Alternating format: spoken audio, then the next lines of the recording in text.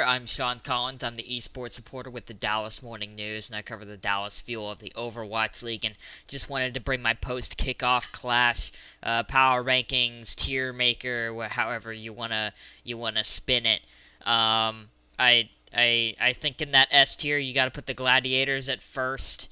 But I do think Seoul, Dallas, and Philadelphia also belong in that conversation. I think all four of those teams would still just be among the best four teams in the world, and I do like the order that I have them in there, but I could see the argument for the other three after the Gladiators kind of being swapped around a little bit.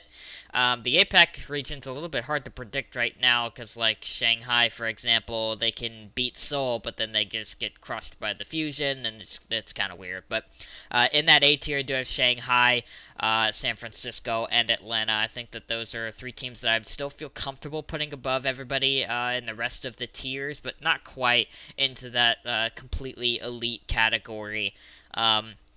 B tier, I mean, to be honest, this is where we're getting into the conversation. We're like, can they beat one of the better teams in the league? Yes. Will they? Probably not.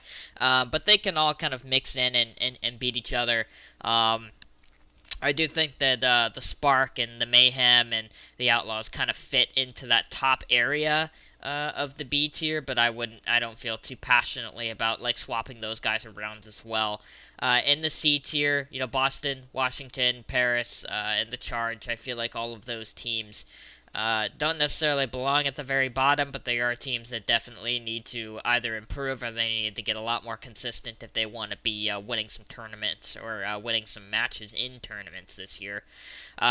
D tier, not too much to go into depth there. Vancouver and New York, I think, are the two worst teams in the league right now.